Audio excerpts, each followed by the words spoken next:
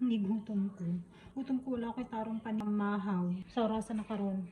Magti 3 o'clock na. So dala na ni panihapon. Maghimo taog, taon, pastilan. Sa nasarit mga maluto, di ba? So itong ating mga menu. Ito, meron na hiniwa ko na yung kamatis, cucumber, pepper jack cheese, onions, fry ko yung egg, pan, tinapay at ham. So gagawa tayo ng ham and egg sandwich.